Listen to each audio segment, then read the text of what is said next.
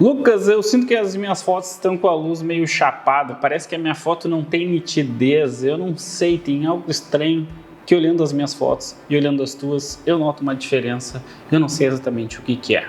Já te dando a resposta e a gente vai explicar mais detalhes, tudo se resume a luz. Vamos lá. Agora tá vendo na tela um exemplo muito simples de qual luz eu uso e de qual luz eu não uso. Sempre que a gente tem um ângulo entre a nossa lente e a fonte de luz, a luz vai ficar boa. Sempre que a gente tem um ângulo zero entre a lente e a luz, em geral a gente vai ter pouco volume, e se a gente tem pouco volume, a gente vai ter a sensação de que aquela foto está chapada, que aquela foto não tem nitidez. Essa sensação de que não tem nitidez, na verdade, vem da sombra. A sombra é a que dá para o nosso cérebro a informação de tridimensionalidade que o nosso cérebro está acostumado a ver e que a gente gosta de ver ao olhar uma foto, ao olhar uma pintura, ao olhar uma obra de arte.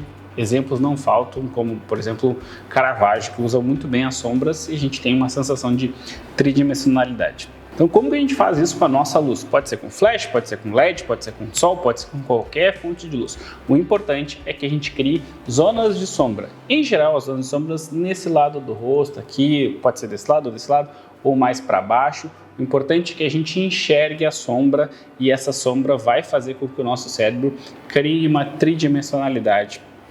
Quando a gente usa o flash pop-up, que é aquele flash embutido na câmera, ou se a gente usa um flash externo exatamente em cima, ou se a gente em cima da câmera apontado para frente, ou se a gente usa um flash de estúdio, mas muito alinhado com a nossa fonte de luz, a gente vai ter essas faltas de sombra e a gente vai sentir falta de nitidez. Na verdade, a gente vai achar que a foto está chapada, que a foto não consigo definir muito bem. Isso é muito comum e é um problema geralmente de luz. Então a luz é que vai dar essa tridimensionalidade. Como que a gente faz isso? Como que a gente cria tridimensionalidade? Criando sombra. Como que a gente cria sombra? Abrindo o ângulo em relação à nossa lente. Então a câmera está aqui, eu coloco a fonte de luz aqui. Aqui nesse caso, a minha fonte de luz está aqui de cima para baixo. A gente tem essa sombra aqui. E aí eu tenho uma outra luz aqui que está dando um recortezinho, um pouco de preenchimento aqui, que é uma outra ideia de fonte de luz também. Um esquema de luz muito simples de fazer e funciona super bem.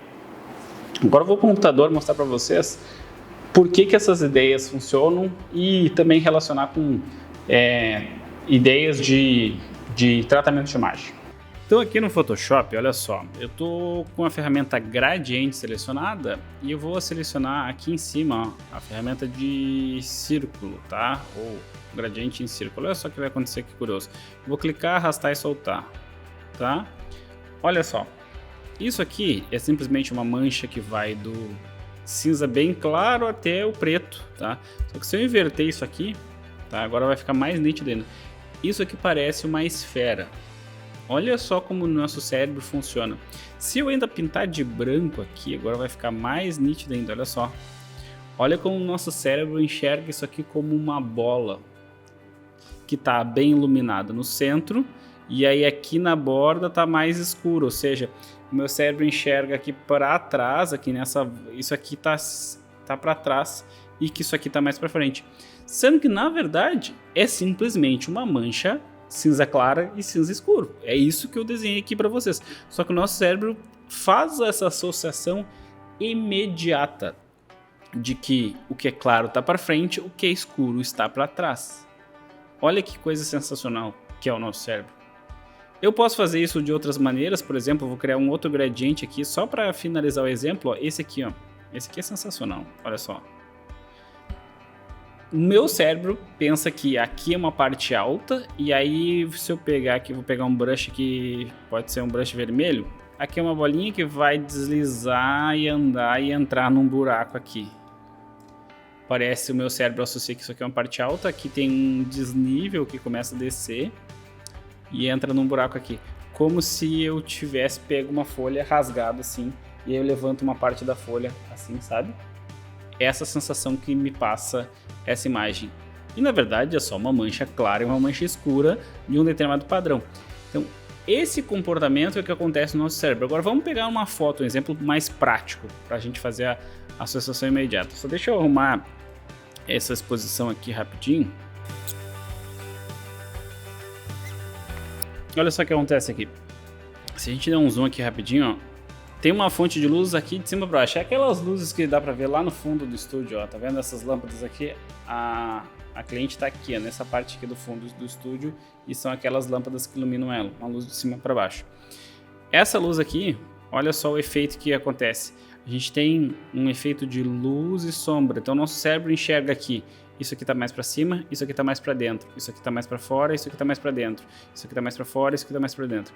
Esse efeito de tridimensionalidade é o que acontece quando a gente ilumina uma parte e escurece outra. Agora, vou fazer um teste, um exemplo muito simples aqui, que é a técnica chamada Dodge and Burning, ou clarear e escurecer localizadamente partes da foto. Olha só, eu vou pegar e vou criar uma camada de curva de tons aqui, vou clarear, deixar ela mais clara, e vou mascarar aqui, pá, e vou revelar uma parte com um brush bem fraquinho, tipo 3%, 2%, só para mostrar para vocês aqui. Não se apeguem à parte técnica, entendam o conceito, a parte técnica é fácil de aprender, o conceito é a parte mais difícil.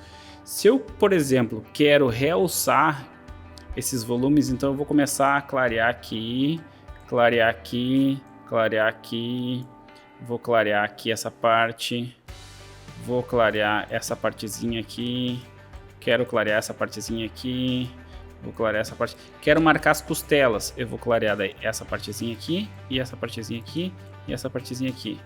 Reparem o seguinte, ó, eu fiz uma mudança super sutil, mas eu acho que já dá para notar, olhando aqui, que eu tenho um clareamento e um escurecimento, um clareamento. Aqui eu só fiz um clareamento, mas aqui essa parte clara e essa parte mais escura, essa parte mais clara, essa parte mais escura, fazem com que o meu cérebro enxergue tridimensionalidade. Vou fazer aqui para vocês bem de pertinho, ó. Tô clareando aqui essas duas regiões aqui, bem pouquinho. Olha só. Nosso cérebro já automaticamente, pum, enxerga essa mudança de volume.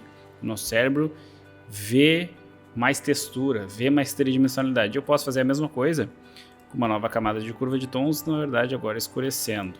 Vou mascarar de novo, vou repetir o mesmo processo. Vou pintar na máscara aqui e aí agora eu vou pintar as partes escuras da foto, olha só. As partes que eu quero forçadamente criar volume ou empurrar, aumentar a sombra, empurrar para dentro, digamos assim. Olha só. Tô passando aqui bem devagarinho só para mostrar para vocês. Eu vou desligar a máscara de Dodge. Eu vou mostrar só a máscara de Burn. Ó, reparem como agora os pontos escuros estão um pouquinho mais escuros onde eu passei. Vamos fazer nas costelas ali para vai ficar bem evidente. Então aqui eu tenho um leve escurecimento. Então, por exemplo, provoquei aqui algumas marcações de costela. Olha lá. Estão vendo? Então eu posso fazer isso, criar esse efeito 3D. Aqui, por exemplo, ficou super exagerado agora o Dodge olhando agora em perspectiva, ficou claro demais, tá? Então a gente vamos apagar aqui só para não ficar feio o meu resultado aqui. Inverti o pincel e estou pintando de preto em cima. Para não ficar muito forte. Quando eu pintei com Burn, ficou evidente mais. Vamos fazer o mesmo aqui que tá forte mais. Acelera essa parte aqui, filho. Então reparem, o efeito de Dodge Burn, ou de clarear e escurecer localizadamente partes da foto, eu consigo realçar a musculatura ou esconder musculatura, posso aumentar o volume de uma parte do corpo, ou reduzir o volume de uma parte do corpo. Isso a gente faz com luz e sombra. Outra foto aqui de exemplo de um cara muito bonito, muito legal. Zoeiras à parte. O meu flash tá aqui, ó, tá? E aí vocês vão ver que eu tenho luz aqui e sombra para cá, e isso que dá a delimitação, essa tridimensionalidade que a gente tem nessa foto. Então essa sombra aqui no meu braço, ó, faz com que o nosso cérebro enxergue que aqui tá mais claro e para cá tá mais escuro e tá fazendo esse contorno. Mesmo caso aqui desse ensaio aqui no estúdio, tem um flash aqui, eu deixei o flash propositalmente, ó, para vocês verem, tá um flash com softbox aqui acima da cabeça dele, e aí ilumina de cima para baixo. Então eu tenho uma parte da testa mais claro, uma parte aqui embaixo do pescoço mais escura. Isso vai gerar esses efeitos de sombra aqui que transmitem para o nosso cérebro essa sensação de tridimensionalidade. E se eu pegar aqui para a gente finalizar a nossa aula. Caravaggio, vocês vão ver que, olhem só, o que é a sensação que eu tenho? Que tem um muro aqui, tem uma parede aqui, que a luz está vindo de cima para baixo aqui, passando por cima de uma parede ou de um muro. Mas essa luz que passa por cima da parede ou do muro ainda acerta o rosto dessa pessoa, ainda acerta o rosto dessa pessoa, ainda acerta a perna dessa pessoa aqui. E ainda entra um pouquinho de luz por baixo da mesa aqui, que a gente consegue enxergar. Então, essa sensação que a iluminação nos traz, ó, que a luz está vindo daqui e aqui tem essa sombra é utilizada por muitos anos. Olha só aqui, ó, olha o muque. Tá? Isso aqui é claro e isso aqui é escuro.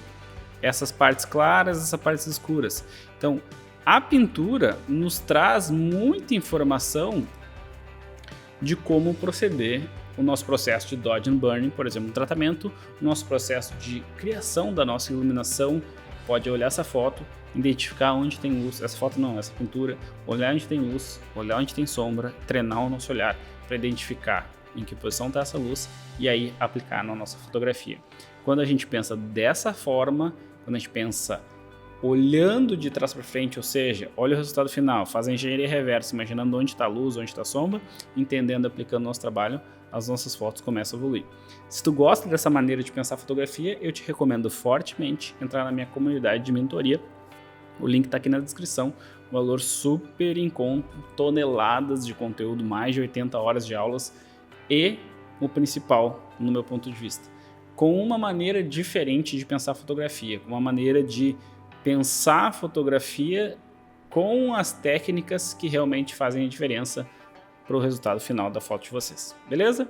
Eu sou o Lucas Cavaleiro, grande abraço e até a próxima.